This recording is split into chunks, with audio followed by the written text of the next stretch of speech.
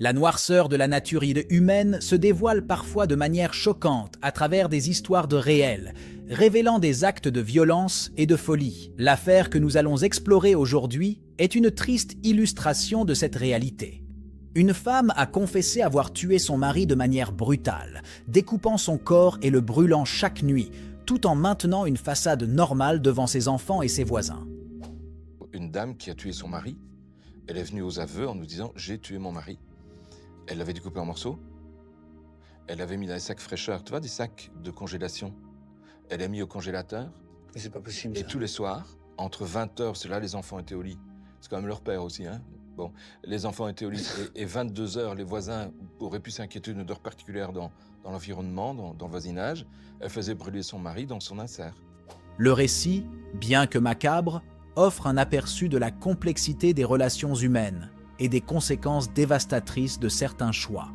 La femme, poussée par des problèmes conjugaux et une liaison, a basculé dans l'horreur, sacrifiant la vie de son conjoint.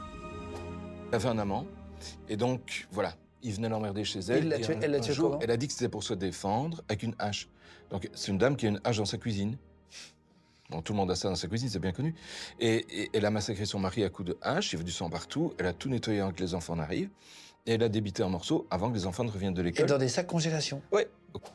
Les enfants, innocents dans cette tragédie, sont confrontés à une réalité effrayante, la perte de leur père et la révélation choquante de la culpabilité de leur mère. Les enfants, qu'est-ce qui se passe avec la mère après? Elle a perdu, je pense qu'elle a perdu ses 3 parentaux. Je ne sais pas exactement. Et puis les enfants vont avoir un énorme problème. Ils ont dit papa est mort et c'est maman qui l'a tué. C'est t'imagines psychologiquement, c'est horrible. Affolant. Donc eux vont avoir besoin nécessairement de suivi.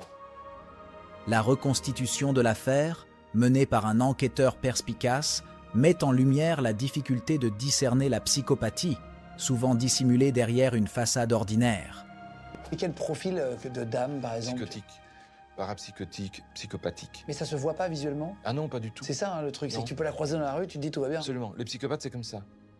Les psychopathes de base, hein, je ne parle pas des grands psychopathes, des grands pervers, mais les psychopathes de base, tu peux le croiser, on l'est tous d'ailleurs un petit peu dans notre vie de tous les jours. Les psychopathes de tous les jours, invisibles pour la plupart, peuvent commettre des actes impensables sans susciter de soupçons. La justice, parfois confrontée à des récits incroyables, doit démêler la vérité de la fiction, comme dans ce cas où les psychiatres doutaient de la sincérité de la coupable. L'histoire est tellement incroyable que les psychiatres qui l'ont examinée en première intention ont dit qu'elle fabulait. Oh là là. Cette affaire, bien que sombre et troublante, offre une opportunité de réflexion sur la fragilité des relations humaines et les conséquences tragiques de la détérioration des liens familiaux.